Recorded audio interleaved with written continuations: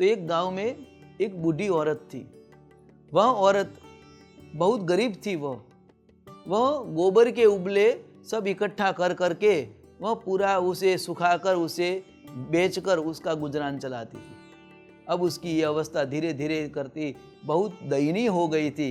एक दिन ऐसा हुआ कि वह गांव में उसे गोबर प्राप्त नहीं हुआ तो थोड़े दूर गई, जहाँ पे गाय चरने जाती है वहाँ पे गई तो थोड़े बहुत उबले वहाँ पे मिले, पर वो उबले सब इकट्ठे किए और टोकरी में डाले।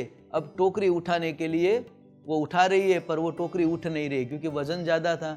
अब उसको माथे पे लेना था, दूर तक जाना था, इसलिए अब आसपास में देखा कि कोई तो होगा जो मुझे उठा के सिर पे रख दे। आसपास में कोई नहीं था, इसलिए वह बूढ़ी औरत अंदर ही अंदर अपने को कोसने लगी, कहने लगी कि इससे अच्छा तो मर जाना अच्छा है। इतनी दयनीय स्थिति में मैंने पूरा जीवन निकाला, अब ये उम्र में भी मुझे सुख नहीं प्राप्त हुआ, अब तो मृत्यु आ जाए तो अच्छी बात है, ऐसी कामना की। और उसी समय मृत्यु वहां से पसार हो रही थी। तो मृत्यु ने सुना कि मुझे कोई बुला रहा है, तुरंत मृत्यु वहां पे गई। मृत्यु वहां पे गई और तुरंत माँ जी को कहा, चलो माँ जी आपने मुझे बुलाया क्या?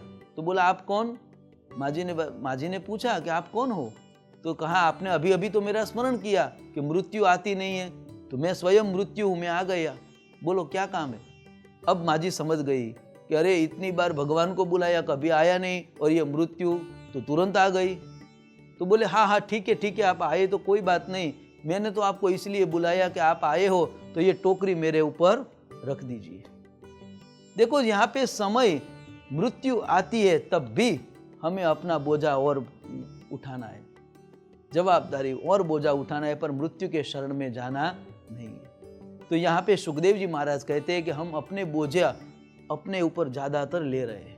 जवाबदारी वृद्धावस्था जब आती है तब जवाबदारी छोड़नी चाहिए, पर जब वृद्धावस्था आती है तब हम जवाबदारी और दुगनी करने लगते हैं कि अभी बेटे का भी शादी होना है, बेटे के भी शादी होना है, बेटे के घर बच्चा हो जाए या उसकी ये काम हो जाए, अभी मेरे को ये काम करना है। बहुत सी कामनाएं, बहुत से बोझे हम उठाते रहते हैं।